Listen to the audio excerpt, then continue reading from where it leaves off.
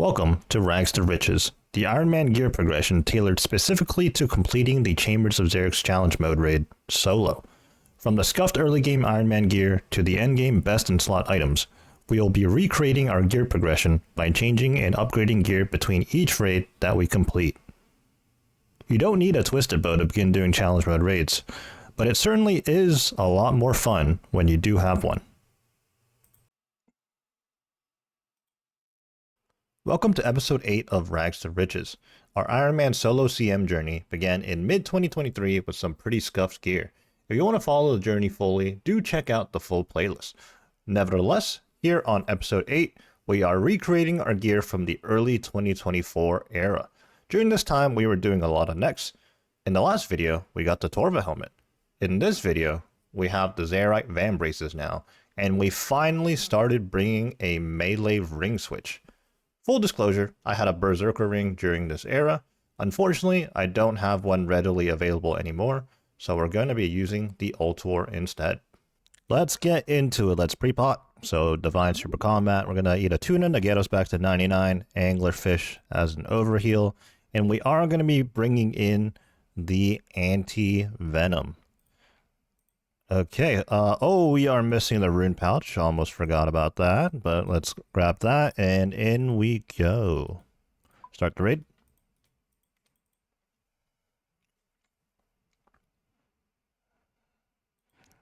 Somebody has just completed Monkey Madness 2. Absolutely huge. One hammer. That hammer these days is guaranteed, that first one. Unfortunately, we missed the second one, though. And then we're going to be 5 ticking with our Osmumptum's Fang here. Full disclosure, the Fang was not kitted back then. And obviously I did not have Blood Torva either, but you know, fundamentally they're the same. Those are just cosmetic changes. Obviously we've had to make a few exceptions in this setup just based on the available gear we have these days. For every setup where we've used or should have used the Bandos Tacits, we've been using the Blood Moons instead. If I'm not mistaken, offensively the stats should be the same, and Blood Moon Tacits are actually worse than the Bandos Tacits in defense for sure, so there's the trade-off right there. Wearing Avernic Treads right now, as I've put the primordials into the treads and I don't have another set of primordials.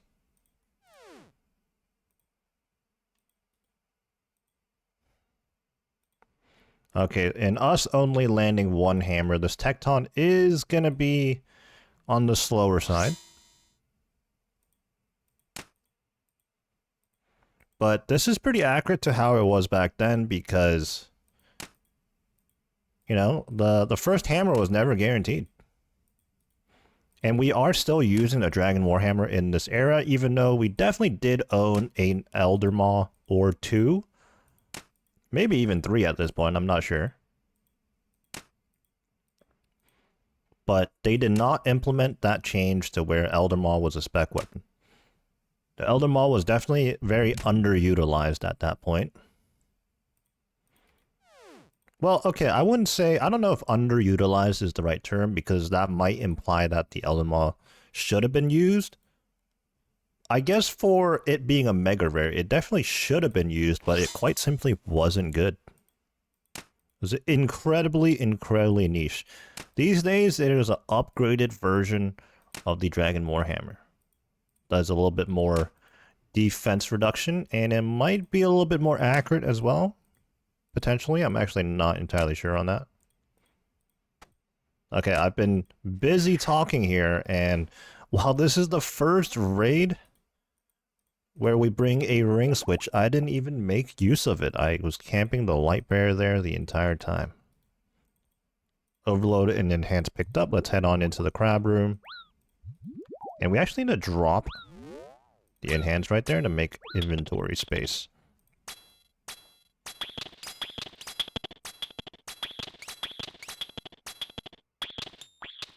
Smash these crabs into position. Oh, that was weird. That crab, I lost aggro on that crab. Come here. It's not going to come in time, unfortunate.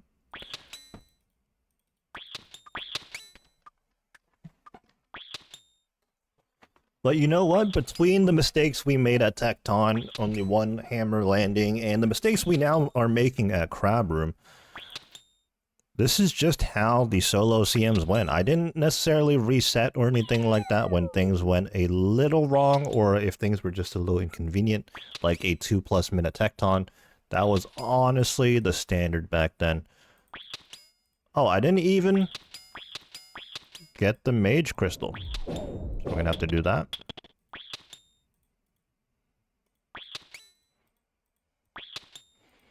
But yeah, my objective doing solo CMs was just to have something that was nice and consistent that I could absolutely spam, because I knew the mega rare twisted bow grind was, you know, it wasn't going to be a short one, so I valued consistency over everything else. And when you run solo CMs, you actually use less supplies than running regulars. You're not going to use your own brews and restores, really. Okay, so we're going to drop the Overload Enhance and a Stamina to make 3 inventory spaces available for us, and then we're going to start scavenging. The magic number is 13 juice and 8 mushrooms, and then just, you know, however many planks we can get our hands on. Back then, scavenging was really bad, or it could be. Sometimes you could spend upwards of like 3-4 minutes scavenging just because of the way the drops worked. But these days it's a lot better. As you can see, we have a whopping 27 juice, 10 mushrooms, and planks available already. So let's go build the chest here. Equip our Dragon Warhammer, because we are going to be speccing Ice Demon. We'll put the secondaries in shared, deposit everything else into private. Let's grab our axe, start chopping, and make our way so that we can re-pick up the pots we dropped, as well as get a tinderbox.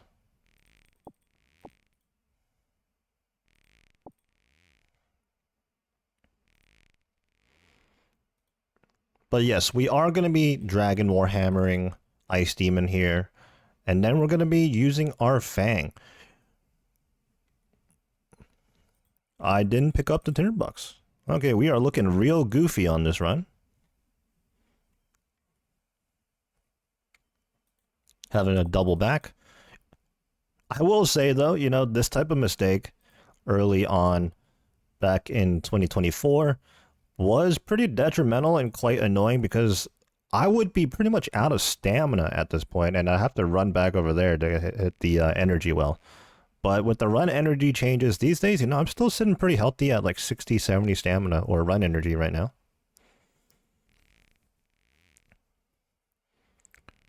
So talking about Ice Demon, back then, Ice Demon did not have the Demon Bane weakness, so obviously an Ember Light did not exist, but even an Arc Light would not be good on Ice Demon.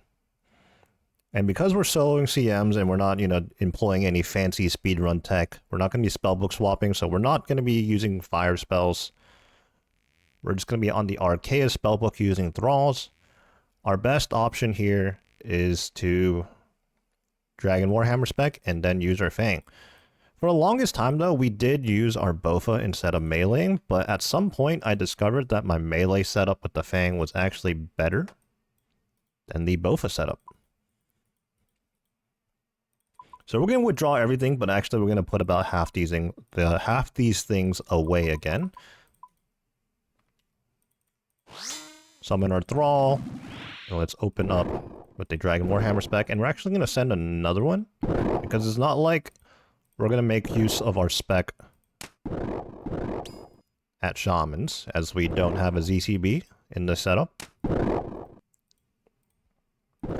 So this is the melee 5-tick method on Ice Demon, and honestly it is pretty tedious. I'm just clicking every single tick, and I'm kind of moving in this inverted triangle type of movement, I suppose.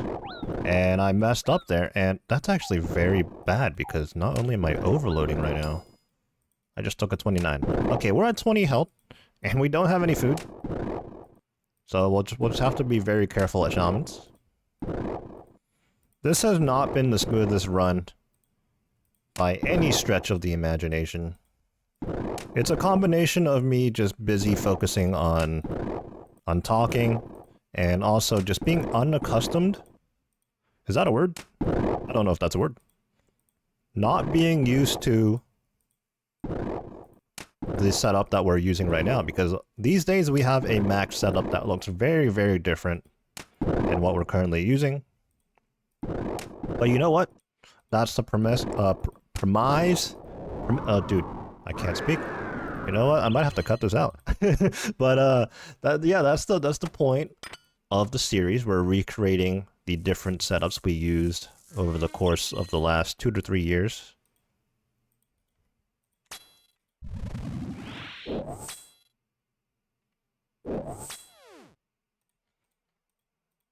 Okay, things are looking real bad right now, actually. We're going to start flicking rigor here, because we're just relying on our enhance to upkeep our prayer.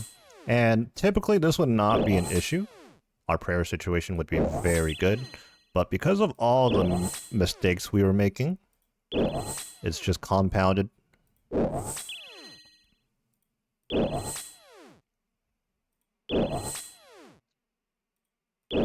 Okay, so we're gonna try and safe spot this guy too. Oh, thank you. The second shaman was really cooperative.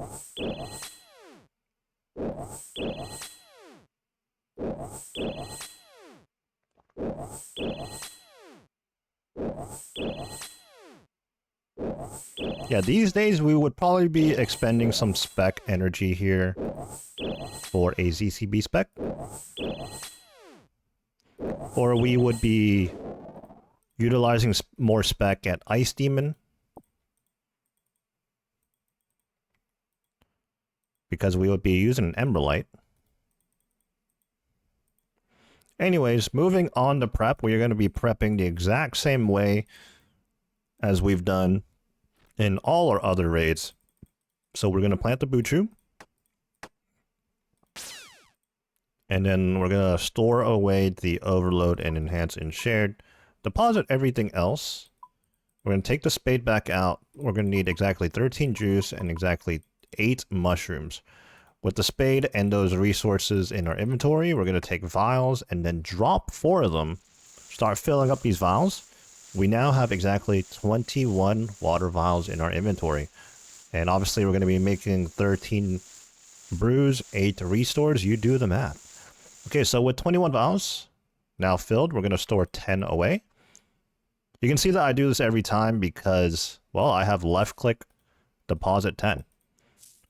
We're going to start picking up Buchu now, and we're actually only going to get 8 at first here for our 8 restores. There we go, 8 Buchus. We're going to start making the restores.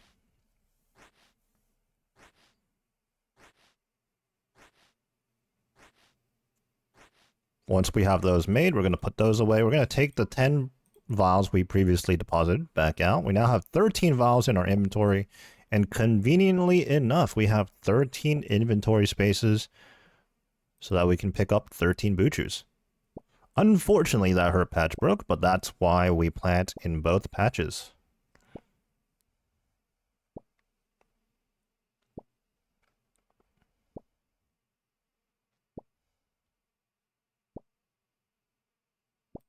"13 Buchu leaves acquired." Let's clean those and start making our brews as we make our way to the next room here.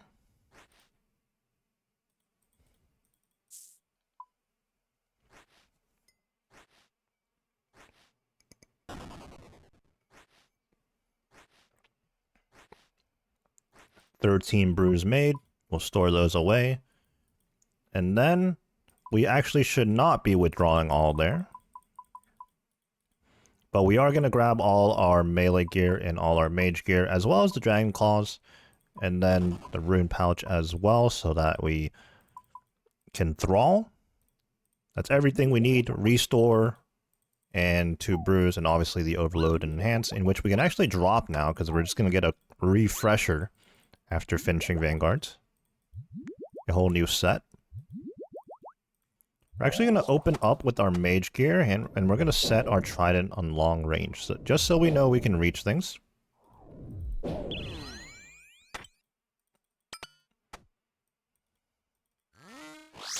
And then, with our recently acquired dragon claws, we're going to spec and hit a 0. That is tragic.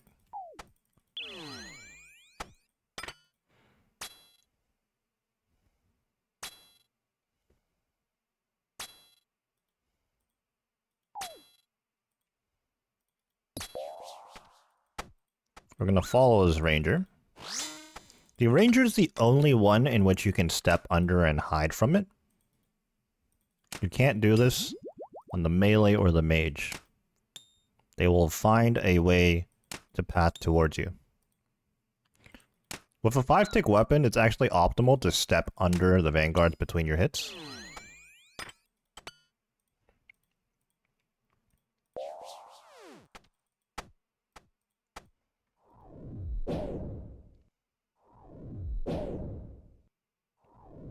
The trident DPS on the vanguards is honestly pretty pitiful. But, I mean, this was the only weapon we had at the time. We did not possess a Sanguinesti staff. We actually got a Shadow before we ever got a Sang staff. And obviously during this era, we didn't have any Mega Rares. We were trying our hardest to get a Twisted Bow for our first Mega Rare, but unfortunately that didn't happen. The way it played out is that I spent all my time, my initial time, going for a Twisted Bow, didn't end up getting it, moved on to TOA, managed to get the Shadow there, and then a Scythe, and ironically, the Mega Rare I was trying to get first was the last Mega Rare I actually acquired.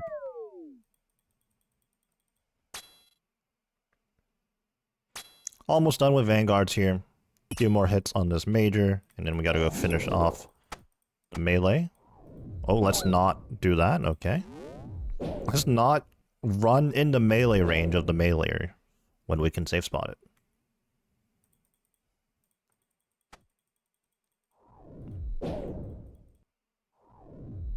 That should do the trick. Okay. Okay, we're definitely going to pick up an Overload. And an Enhance, and then just as many of these Revits and Brews as we can hold.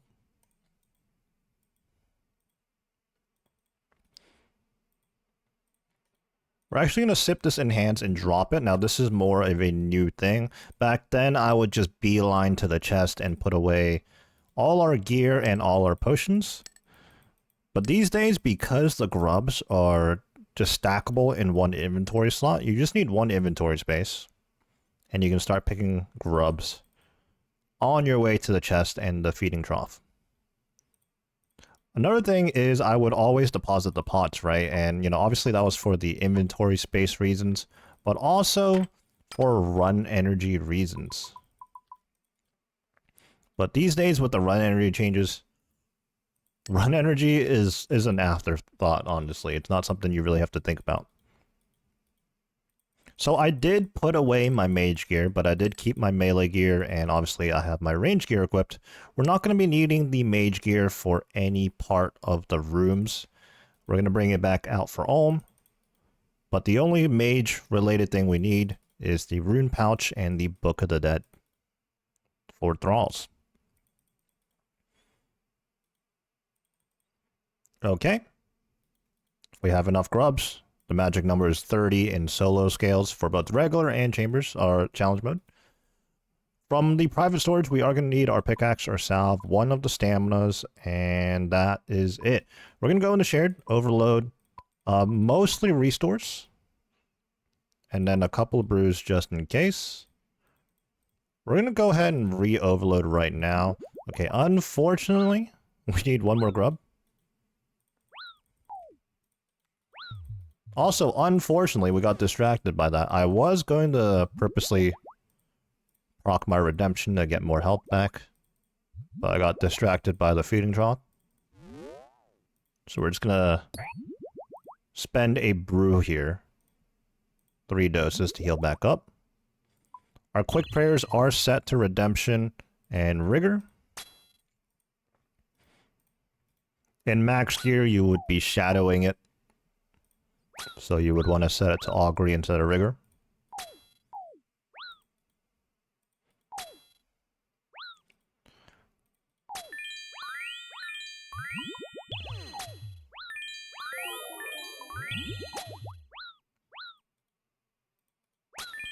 The most painful thing about these runs back then was how many crystal charges I was burning, especially here at Vespula. You can see here that every single tick of damage hit splat. That's some crystal charges being burned right there.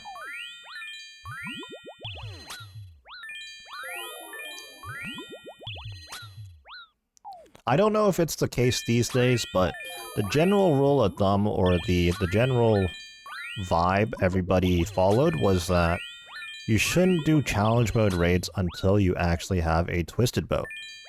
Before the existence of the Tumican Shadow, the T-bow was the best at Vespula here, and I mean honestly best in every single room that you don't melee.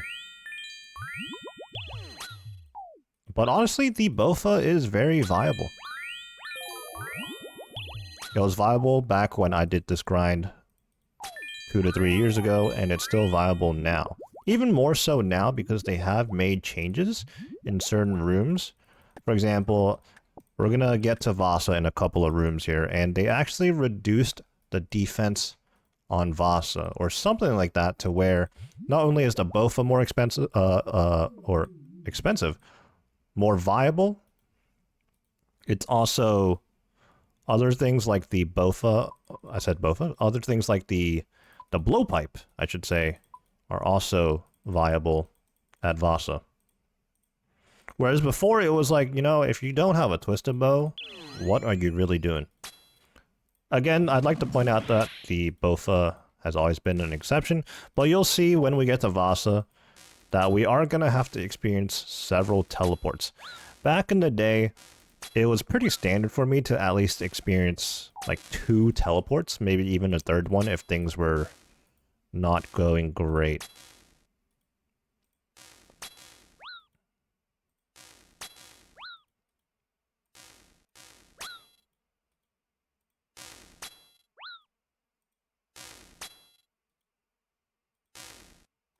Okay, so right there, I was doing a step back method just out of habit.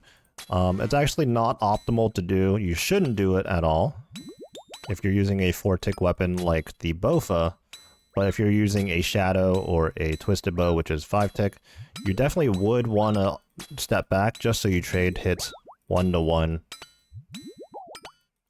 with the mobs here. But if you're using a Bofa, which is 4-tick, you don't want to be doing that. Of course, do step back though when you are taking massive damage. During this recording, I am live streaming right now. What's going on, Hutch? How you doing? Our enhance ran out, so we're gonna reset that. Now, you can see right here, I don't even have to explain it, the rangers are hitting like crazy. Which is why I'm trying to switch into some better range defense in between my own hits to better tank, although evidently it really didn't do much there. So I was doing some funky things there at Tightrope, things that I should be doing if I was using a 5-tick weapon, like I said. I am just trying to, you know, balance out.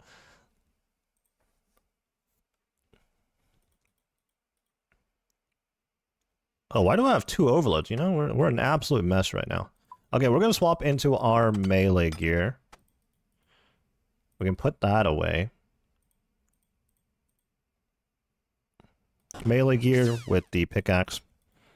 Okay, let me double back to what I was trying to say at Tightrope. You know, it feels like I'm just saying things and not really making much sense, but yeah, so the setup we're using right now is not something that we use these days. We have max gear, so we're having to kind of get used to these old setups again. Whereas back in the day, obviously I'd be using this setup for hundreds of raids, multiple times a day. So I was used to it, but right now we're almost relearning in a sense. So we're making some errors here and there.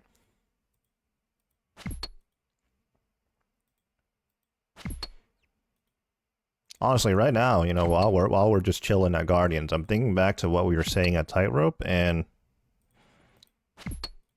we might have to just cut out that segment. You know, I don't know what I was talking about. I was focusing on not dying, and then realizing I was making some mistakes, and then trying to speak at the same time. It was a recipe for disaster right there. But we're back on track now. You know, Guardians, you don't have to think too much about this.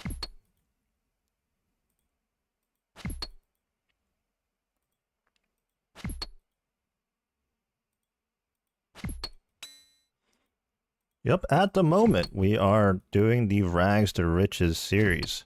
I believe we're on episode 4 right now. That's uploaded. But we're just trying to record some more.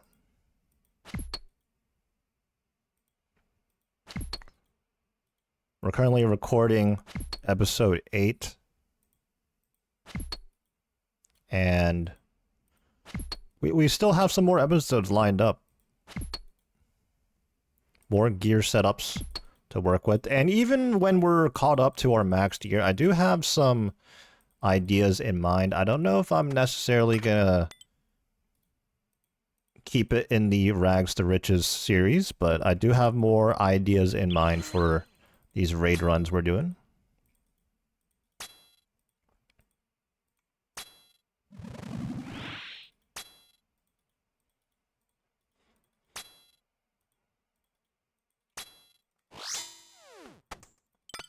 So this setup is the first time we actually have a decent spec weapon.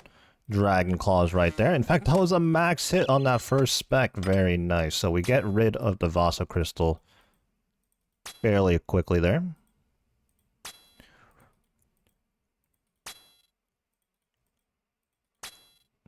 Obviously, if you have a twisted bow, that is the best weapon available for Vasa.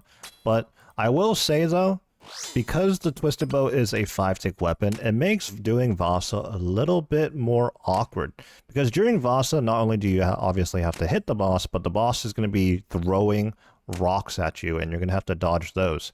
With a 4-tick weapon like the Bofa, I don't know if intuitive is the right word, but it's very simple to do, because you simply click the boss, you click the move, you click the boss, you click the move, and rinse and repeat. But if you do this method with a 5-tick weapon, like a crossbow or the twisted bow, you end up actually losing hits. You're going to have to do a bit of fancy footwork to dodge the rocks and still consistently hit Vasa. So right now, this Vasa is going much, much better than if we were to be doing Vasa back in 2013, 2014. We would not be doing as much damage, that's for sure. We would be experiencing some teleports. We do get one right here, but I mean, right after this teleport, we're pretty much done with Vasa.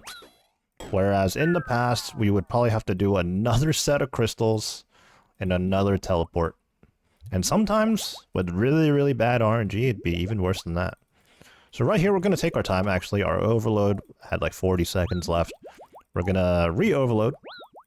Gonna sip a bunch of brews, drop this overload, sip a restore, pick up the overload and 2 brews that Vasa dropped. Now, we can make our way over to the next room, which is Mystics. So we're gonna have the salve equipped.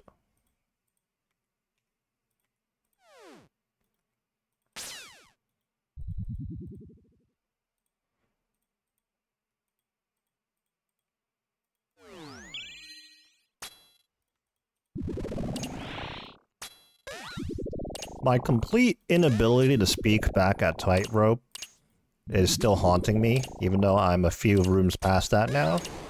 And I'm not gonna lie, it's really making me question if I should just re-record this run. But you know what? I think we'll keep it in, it's fine, you know? Maybe people can have a good laugh, or maybe get really confused because I'm just speaking a whole lot of nonsense during that room. Anyways, here we are at Mystics. In a range setup, we do have the salve on, but in a max setup, we would be in max mage, and we wouldn't bring a salve into our runs at all. We'd be shadowing Mystics. Okay, we're gonna run through the Mystics here. Hopefully we don't get Mike Tyson'd. I'm gonna need that green one to stop maging me, though. There we go. Our Thrall is still on the other side of the room, so we're just gonna resummon it.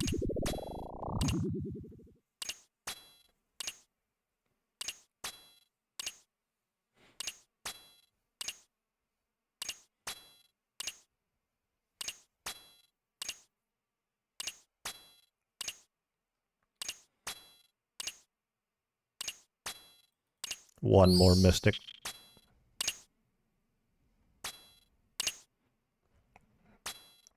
The next and final room is the Muttadile room. I gotta say, Jagex probably intentionally put this room last because they know how brutal this room can be, and it'd be incredibly frustrating to die in that room and lose half your points at this stage. But in saying that, these days, Muttadile room is a lot better than it used to be. For one thing, there's an axe available in the room.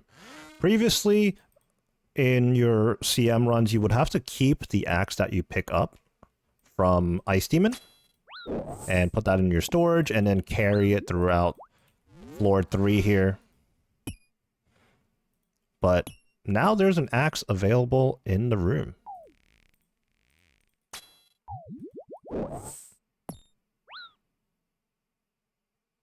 Okay, I'm actually gonna brew here. I was trying to be efficient here and only eat when we got an EXP drop on the tree, but we're getting absolutely piled on right now.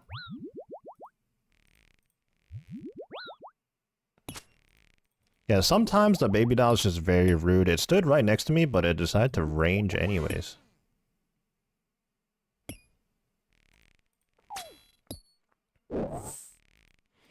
With all the brews we prepped, honestly, half the brews get disappeared in this room.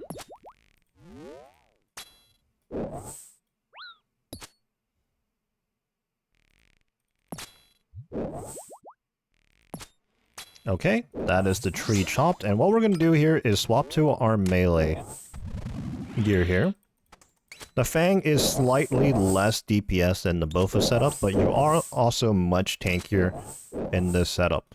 With our newly acquired claws, we're going to be dumping both specs there, although I don't think I did too much damage from those, unfortunately. And then we're just going to be employing the step under method and fanging the baby Muttadile here. Alrighty.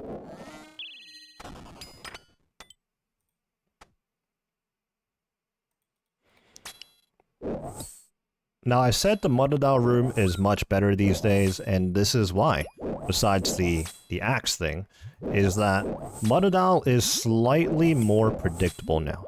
What I mean is the attacks used to be completely random, whether it maged you or ranged you, but these days, if it mages you once, it's guaranteed to mage you at least 2 more times. So we're expecting 1 more mage hit right there, and then we're going to swap back to range.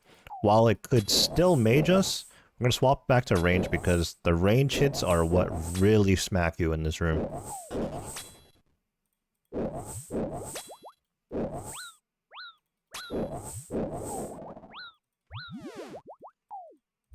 That's Muttadile room completed.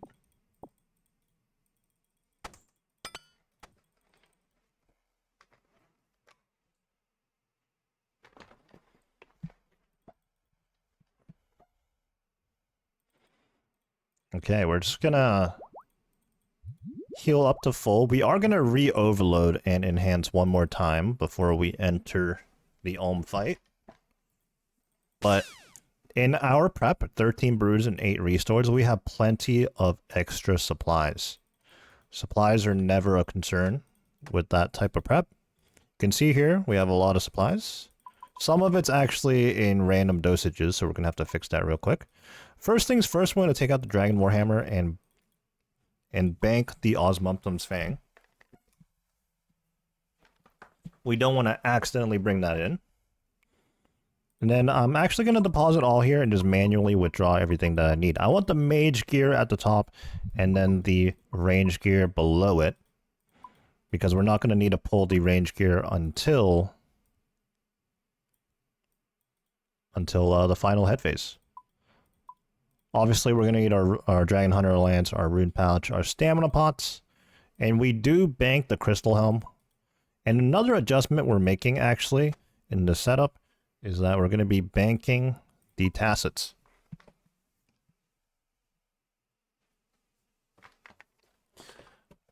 This is just so we have more inventory space to work with, although it does make our inventory look a bit funky here, so we're just going to take the time to adjust things where we need to. And then once we're set with that, we obviously overload enhance 2 restores. And I did say I had to manually decant some of these potions, so there we go. So on this run, we're really taking our time here. We're spending a lot of time at the storage unit, but obviously back then I already had everything figured it out. I was used to how things were and where everything was, so I'd be fairly quick on it, but because I'm just recreating the setups here, I'm actually not very used to them. So I'm just taking my time to make sure I have everything I need. Alright, so we're going to open up with the Dragon Warhammer spec like we always do. And we're going to start mage running.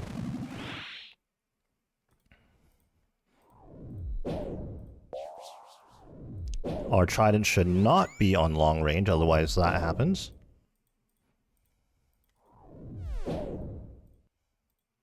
And off we go. I actually don't know what my mage max hit is. I don't know what any of my max hits are, actually, and I would say knowing your max hit for each respective attack style is important information, especially for phase 3. That way you don't accidentally kill the hands.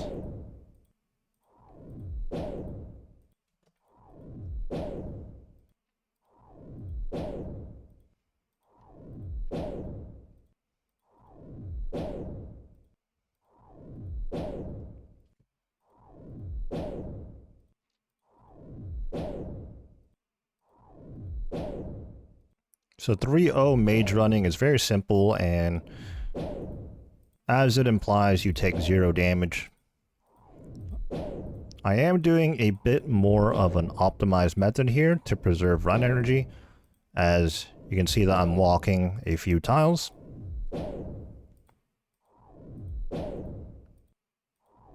But again, talking about run energy changes, not really as important these days.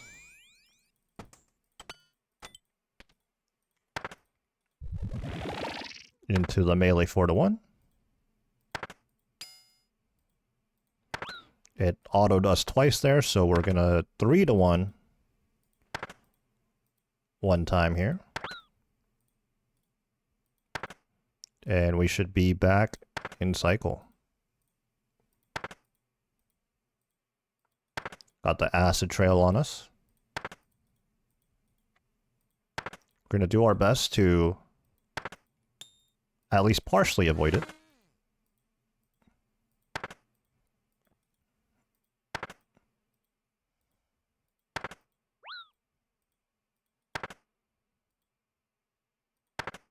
And there we go.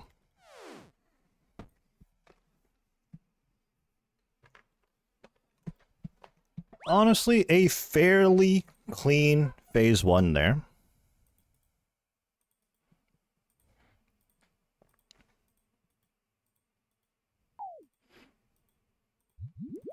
But yeah, we did bank our tassets in favor of inventory space for our potions. And honestly, you could just do away with bringing the tassets in general in the entire raid.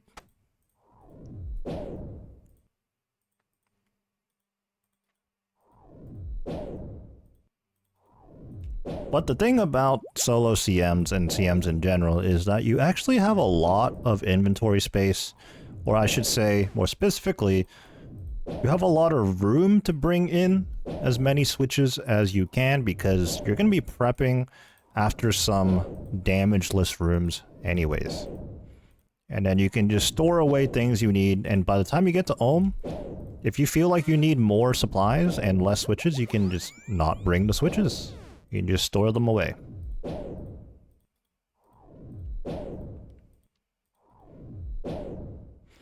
You know, before I started this run, I didn't actually check the charges I have in my trident. Hopefully we don't run out. I haven't seen or haven't noticed a chat notification of any kind on my charges situation, so I imagine we should be okay.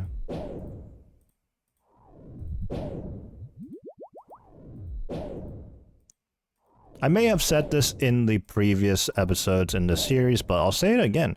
I do feel like the 3-0 and the 4-1 methods for solo Ohm are more satisfying to do than the methods with the Scythe and the Shadow respectively. But obviously those methods are much better DPS, and I don't think you could convince anybody to purposely do the less DPS methods.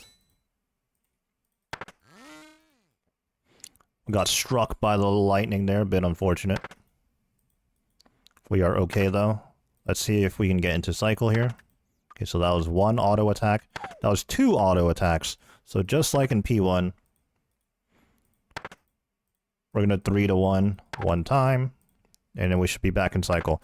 I did brew there at 42 health, and that's because the max hit is a 43, and I'm just not taking that chance. Over the course of my thousands of chambers runs, especially in challenge mode, there's been instances where I'm exactly at 43 health, and I'm just thinking, there's no way it's gonna off-prey max me.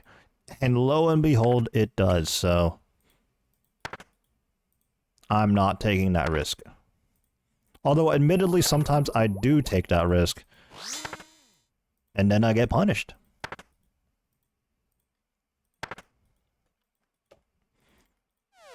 And a lot of times I'm in that situation simply because I'm doing my best to optimize my DPS and only eat my brews on the 15-second overload timers. I'm just like very reluctant and don't want to lose my DPS, but hey, you know, when you die, you lose a lot more DPS. Okay, here we are on P3. Unfortunately, our hammer missed, but during the mage phase here, we're going to be camping the light bear to get some spec back. We'll be able to spec at least one more time when we're back on the melee hand.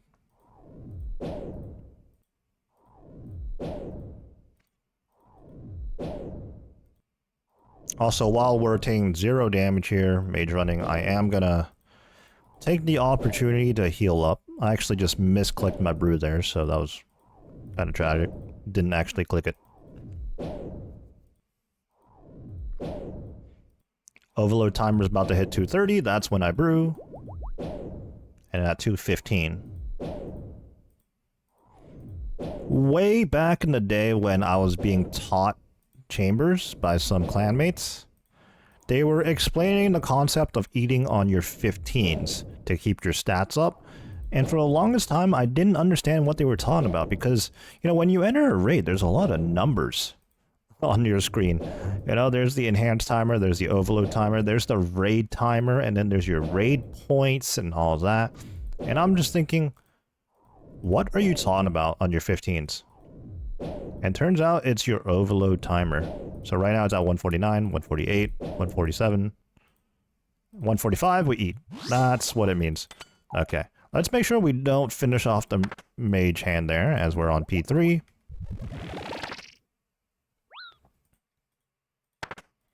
And let's actually spec. Well, first we gotta get to this portal.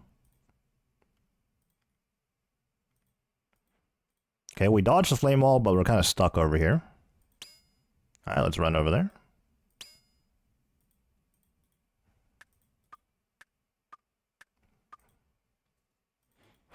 Very fortunately, the hammer lands, and because we've been camping the light bear, we actually have spec twice, and we got 2 hammers that land. Fantastic.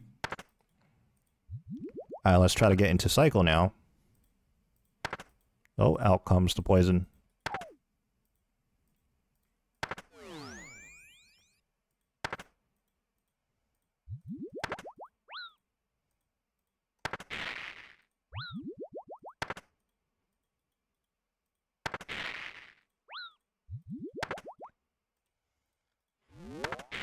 I'm taking a lot of damage here, both from the poison and just in general. But I am staying in cycle here.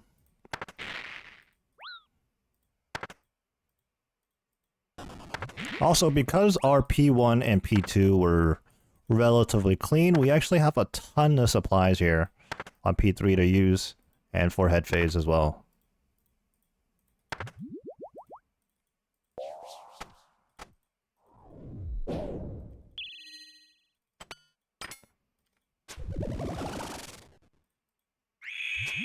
Oh, we get a ruby. Nice and early. Fantastic. And we're going to be 4-to-1ing head phase here. So we do have our twisted buckler now for the head phase. And it's actually a relatively big DPS increase having the buckler. So these head phases should be a bit quicker from this point on. Especially if we get rubies like that nice and early. Oh, we're standing in poison.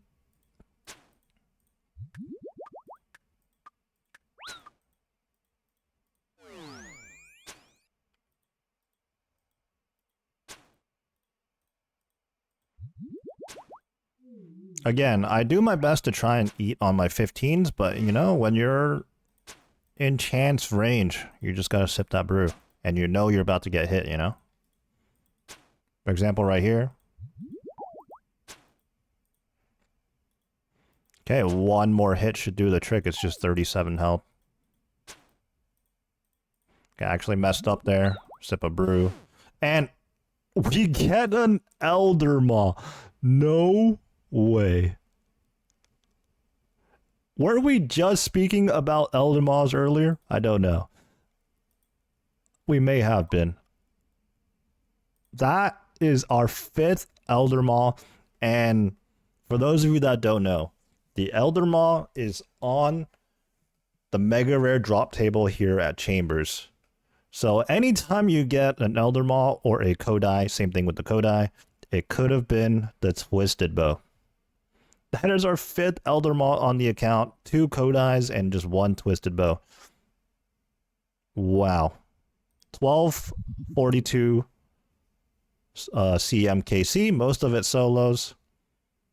Likewise with the regular KC, most of it is solos as well, almost 400 there. I can't believe we got a purple, and not only was it a purple, we got an Elder Maw. Wow.